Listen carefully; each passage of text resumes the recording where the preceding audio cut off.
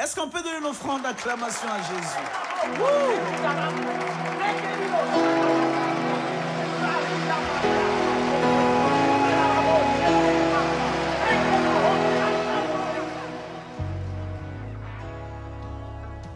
Prions.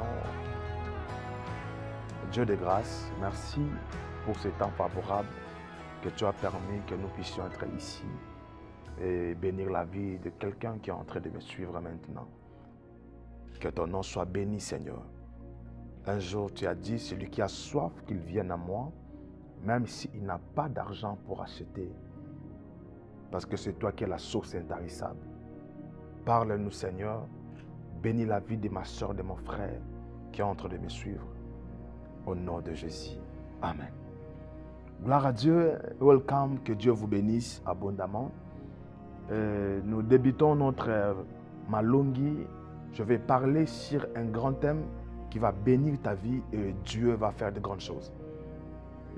Mon nom est prophète Royal Mega Jérémie. Je sais que Dieu va visiter ta vie pendant que tu es en train d'écouter ce Malungi et d'apprendre quelque chose de très important. Je vais parler sur la pierre rejetée.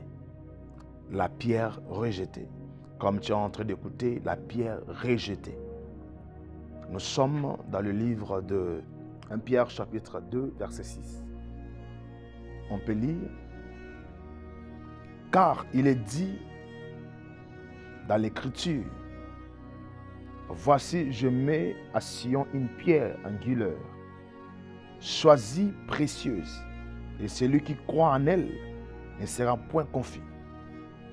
L'honneur est donc pour vous qui croyez, mais pour les incrédules,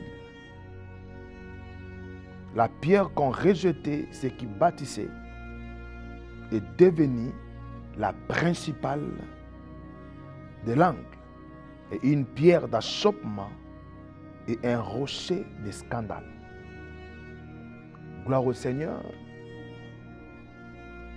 Que le Seigneur bénisse sa parole. La lettre ne donne pas la vie, mais c'est la révélation qui va nous donner l'éclaircissement de ces Écritures. La pierre qu'ont rejeté les bâtisseurs est devenue la principale de l'angle. Ici, nous sommes en train de vivre une seule pierre, mais avec deux missions très prophétiques.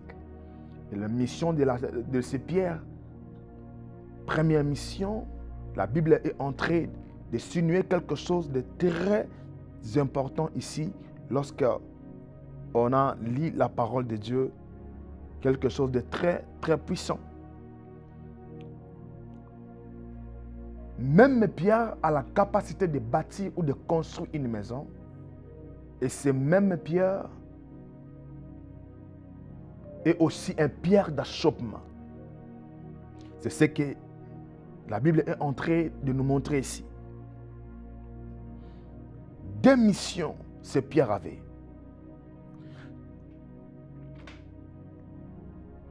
La même pierre qui était capable de construire, et même Pierre aussi était comme quelque chose d'achoppement. C'est qui les bâtisseurs? Lorsque nous parlons des bâtisseurs, nous sommes en train de voir l'ensemble des architectes. Lorsque nous parlons des architectes, on peut parler aussi des décideurs. Les architectes, les maçons, les décideurs. La Bible déclare la pierre qu'ont rejeté les bâtisseurs. Et lorsque un architecte est en train de construire une maison, nous tous nous savons, cet architecte, c'est lui qui est un décideur. C'est lui qui va décider sur quelle pierre à utiliser, sur quelle pierre à mettre dans la fondation, dans la construction. Et lorsque le décideur décide sur quelle pierre à utiliser dans la construction, c'est eux qui décident. Ils vont choisir de différentes sortes de pierres. Et souvent dans nos vies aussi, bien aimés dans le Seigneur, nous rencontrons des décideurs dans nos vies parfois. Parfois, tu as rencontré les décideurs quelque part dans ta vie, dans ta famille, dans ton travail. Dans la vie courante, nous rencontrons des décideurs. Tu mérites quelque chose.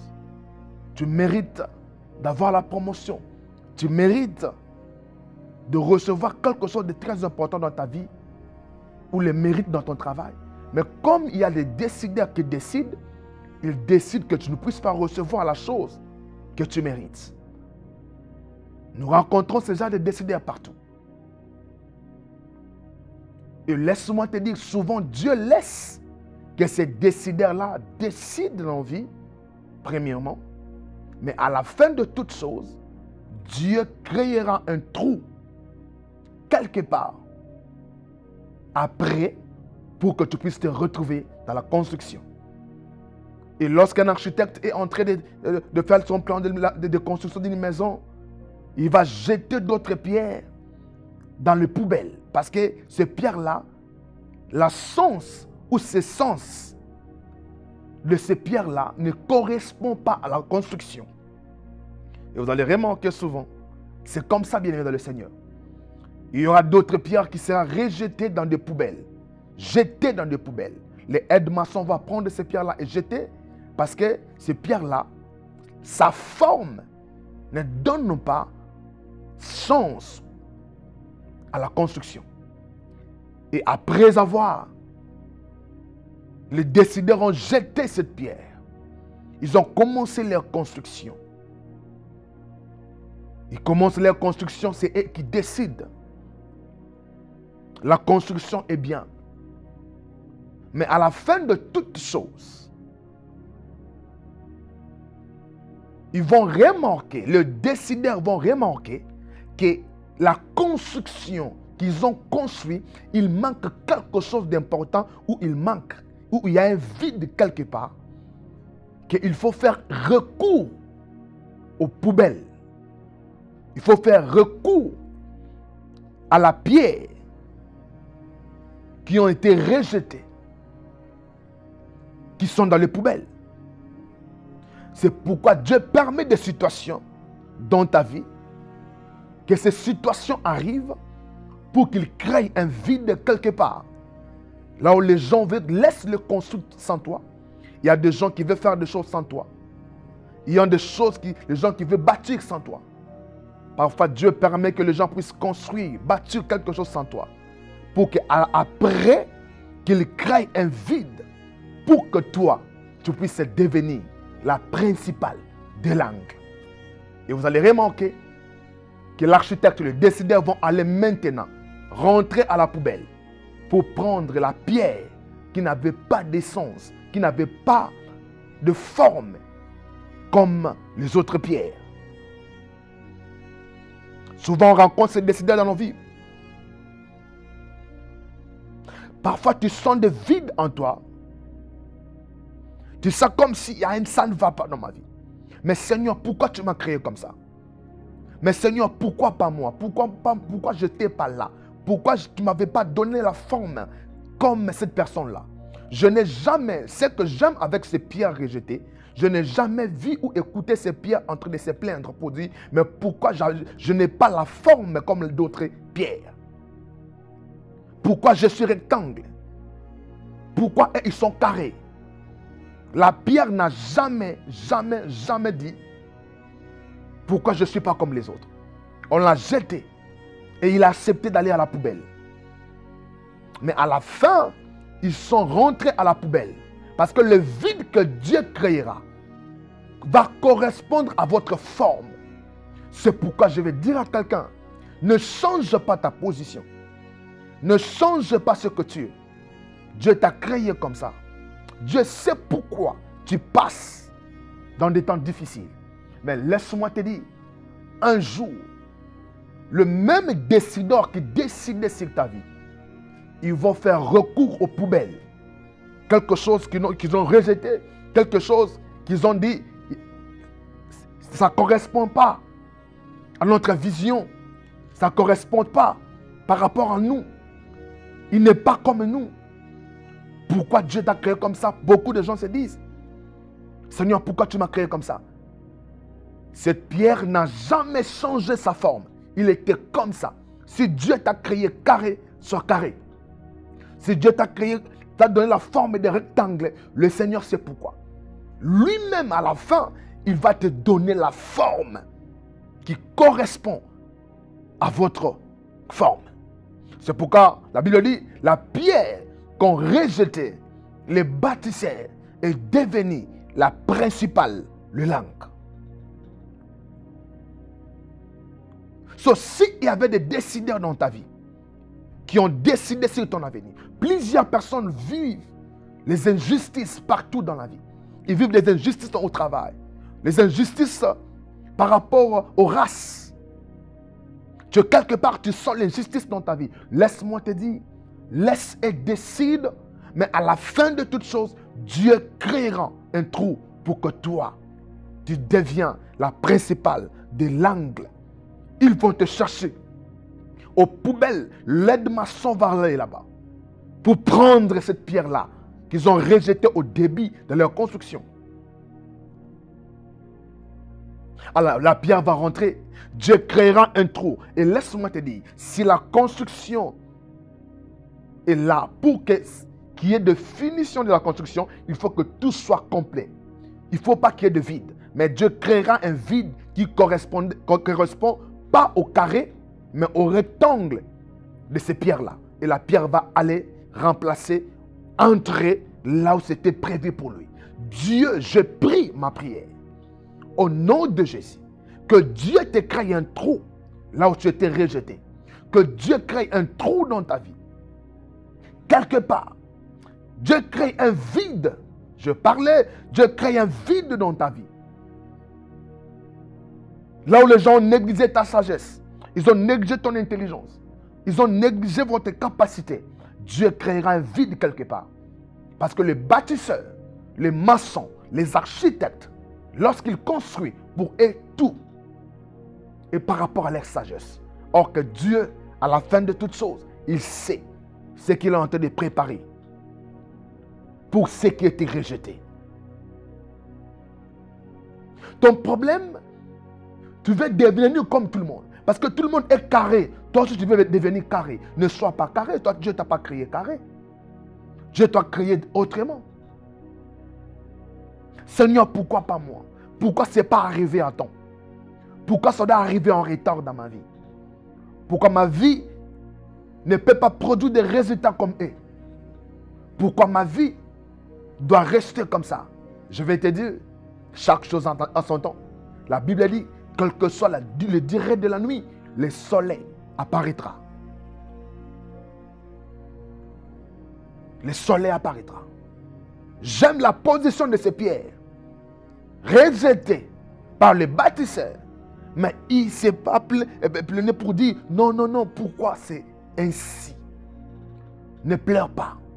Si tu passes dans des temps difficiles, tu es en train de me suivre. Ne pleure pas. Il y a un Dieu au ciel. Il sait que c'est toi qui deviendras la principale des langues de cette histoire. Tu es capable de construire là où les autres ont échoué. Et la Bible déclare, on va habiter des maisons qu'on n'a pas construites. Nous servons un Dieu multisystème.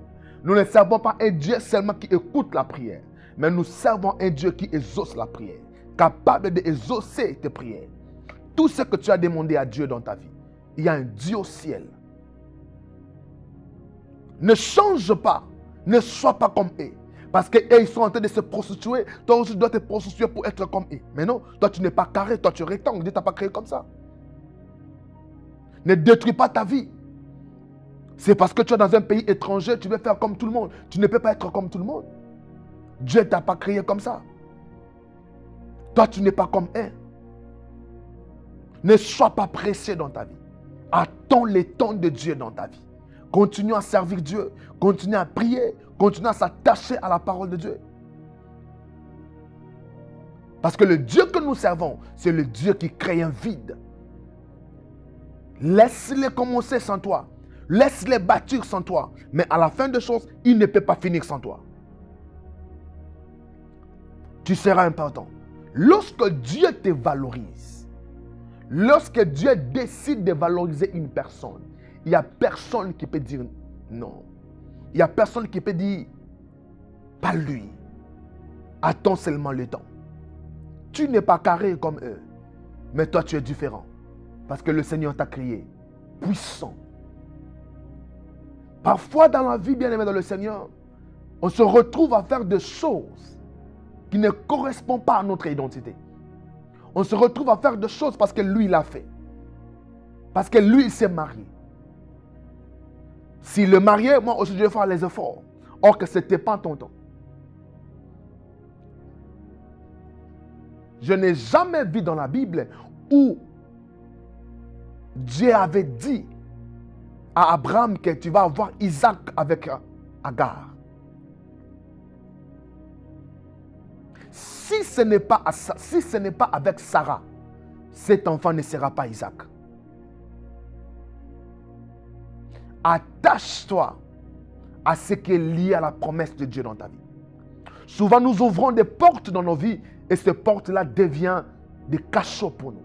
Et je vais dire à quelqu'un qui est en train de me suivre maintenant, chaque porte que tu ouvres dans ta vie, que Dieu n'a pas ouvert, ces portes-là peuvent devenir une prison dans ta vie. Parce qu'il y a des portes qu'on ouvre nous-mêmes dans la vie, dans nos vies, et on entre. Et lorsqu'on entre dans ces portes-là, à la fin des choses, lorsque tu cherches à sortir, tu ne peux pas sortir parce que le porte sera fermée. Si Dieu t'ouvre la porte, entre. Si le Seigneur n'ouvre pas la porte, ne force pas. Si cet enfant est Isaac, tu dois l'avoir avec Sarah.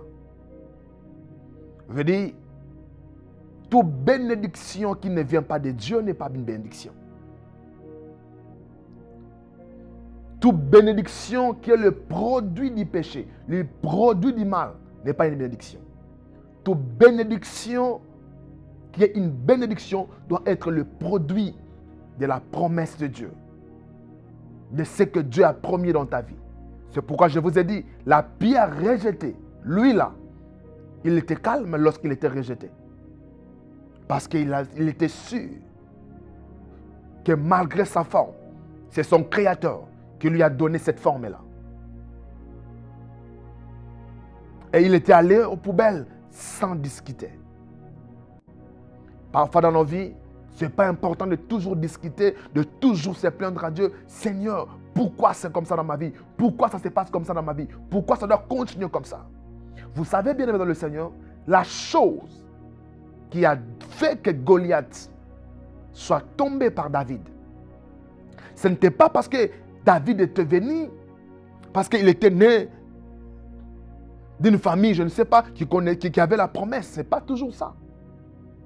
C'est parce que lorsque David est venu, il a trouvé que Goliath était là. Et tout le monde s'est trembloté. Parce que Goliath était un grand géant. Un géant puissant. Mais la chose qui a donné la victoire à David, si tu lis la Bible, tu vas comprendre, la première des choses que David a fait, lorsque David est venu, David a ramené le nom de l'Éternel. Parce que le nom de l'Éternel était oublié. La première victoire que David avait eue, c'est parce qu'il avait ramené le nom de l'Éternel au peuple. Et il a dit, lorsqu'il est venu, parce que tout le monde parlait de Goliath. Goliath était devenu comme un dieu, parce que c'est lui que tout le monde était en train de trembler. Mais lorsque David est venu, il les a fait comprendre que je sais que cet homme, c'est un géant. Je sais que cet homme, c'est un grand géant. Mais il y a un géant qui est plus que lui. C'est le Dieu d'Israël que vous l'avez oublié. David a ramené le nom de l'Éternel. Il a présenté le nom de l'Éternel. Tu sais, parfois dans nos vies, on n'a pas besoin toujours de rappeler à Dieu la grandeur de nos problèmes. Mais parfois dans la vie, on doit commencer aussi à parler à nos problèmes, leur montrer la grandeur de notre Dieu. Tu dois dire à ton problème, je sais, en moi, il y a un Dieu capable de te déracer. Je sais à moi que toi, les maladies qui a pris le temps dans mon corps, tu ne me tueras pas. J'ai un Dieu puissant, capable de me guérir. je ne mourrai pas. À la place de parler à Dieu la grandeur de ton problème, parle à ton problème la grandeur de ton Dieu. Montre à ton problème qu'il y a un Dieu au ciel. Il y a un Dieu qui t'a fait promesse. Souvent, nous arrivons à prier, à dire à Dieu des choses, comme si nous sommes en train de montrer la grandeur de notre problème à Dieu, comme si le Seigneur n'est pas capable d'écouter ou d'entendre nos prières. C'est la chose qui a fait que David puisse vaincre Goliath. Attache-toi à Dieu et à sa promesse. Si vous êtes rejeté, tu peux entrer me suivre maintenant. Ça peut arriver que vous êtes rejeté de plusieurs façons dans la vie. Le rejet, lorsque je parle de rejet, je suis en train de parler de plusieurs rejets. Ça peut être des déceptions. Tu as essayé plusieurs relations, ça n'a pas marché.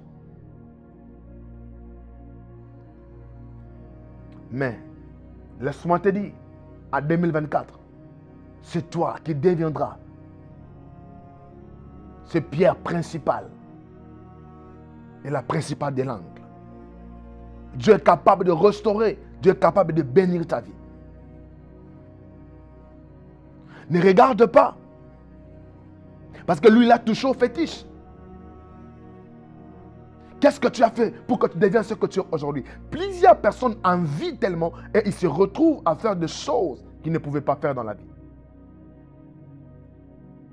Qu'est-ce que tu as fait pour que tu puisses devenir comme ça? C'est bien. N'enviez pas beaucoup. Regarde, attache-toi à la promesse de Dieu. Et le Seigneur se manifestera dans ta vie. Laisse-moi te dire. La personne qui connaît sa destination, il ne descend pas d'un bis à cause de la beauté de l'arrêt du bis.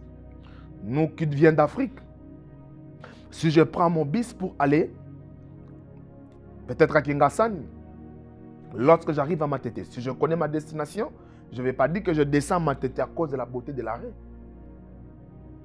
Non, parce que je connais ma destination. Tu dois connaître là où tu es en train de partir et ce que Dieu a prévu pour ta vie.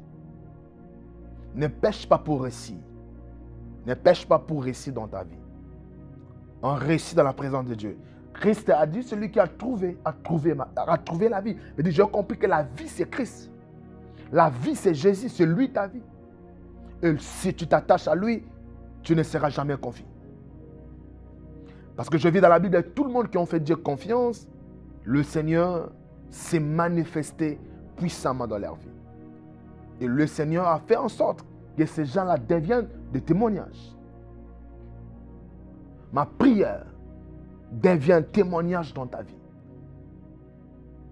Lorsque les gens te verront, que les gens disent il y a un Dieu fidèle. Parce que dans la Bible, je dis Jéhovah jurer à jurer qu'il sera avec toi et il sera avec nous. La pierre ont rejeté les bâtisseurs et devenu la principale des langues. Il y a plus de 7 points sur ce thème. Je sais que RG va nous donner une autre occasion de venir et de continuer sur la pierre rejetée. Et cette pierre-là, j'avais dit, avait 2 missions. C'est de construire une maison et c'est de devenir la pierre d'achoppement. Tu es une bénédiction pour ta famille. Ne te sous-estime pas. La personne que tu es aujourd'hui, Dieu est capable de t'amener au-delà de ce que tu penses.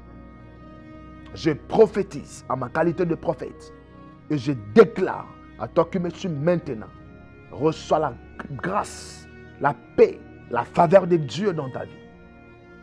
Que tu vives au-delà de ta vie et que Dieu te donne la longévité. Tu vivras et dans ces projets-là, Dieu te créera un trou. Laisse-les travailler. Laisse-les commencer sans toi. Laisse-les faire le début sans toi. Mais à la fin, il y a un formé par rapport à vous. Même si vous êtes rectangle, il n'y a pas de problème. Même si vous êtes carré, il n'y a pas de problème. Dieu te créera un vide là et tu entreras. C'est ça notre Dieu. Le véritable décideur, le véritable bâtisseur, c'est lui. Alors je bénis ta vie. Je te déclare béni. La grâce et la faveur de Dieu soient sur ta vie. Et que le ciel s'ouvre au nom puissant de Jésus. Si tu étais malade, pendant que tu es en train de me suivre, je bénis ta vie. Je déclare la guérison maintenant au nom puissant de Jésus-Christ de Nazareth. Que Dieu te guérisse. Je prophétise les ossements de tes prières. À partir de maintenant, devient la pierre principale. Devient la principale de l'angle dans votre famille, dans ton entourage, dans le pays que vous êtes, de partout que vous êtes en train de me suivre. Même si tu n'as pas étudié, tu n'as pas fait des études comme tout le monde. Mais moi, laisse-moi te dire. La grâce n'a pas besoin des études. Lorsque Dieu décide que tu vas entrer là, il va créer un vide pour toi. Même ton boss ne pourrait pas te dire, voilà, pas toi. Parce que lorsque Dieu te choisit, personne ne peut dire non. La grâce, notre identité. Reçois la faveur. Reçois la grâce. Pour ta famille, c'est toi. Pour ta famille, c'est toi la bénédiction. Le Seigneur sait pourquoi il t'a fait entrer dans cette famille-là. Parce que c'est toi qui sortiras ta famille dans la pauvreté. Malgré le temps que tu es en train de passer, des difficultés de chercher un emploi, tu ne trouves pas, tu ne sais pas qu'est-ce qui se passe. Laisse-moi te dire, il y a un Dieu. Garde la foi. Pour sortir le peuple d'Israël en Égypte, Dieu a créé que l'un des peuples d'Israël soit un prince comme Moïse. Dieu a créé que Moïse soit là pour faire sortir Israël. De la même façon aussi, pour la provision des peuples, Dieu a créé Joseph. L'un d'eux soit Stafana Panea pour que le peuple puisse avoir la provision. Pour ta famille aussi. Dieu est capable de créer quelqu'un. De créer toi. Comme Moïse ou comme Joseph de ta famille. Je bénis ta vie. Au nom puissant de Jésus. Je pense là où tu es en train de me suivre. Tu es béni. Et la grâce, la faveur de Dieu soit avec vous. Au nom puissant de Jésus-Christ. Amen.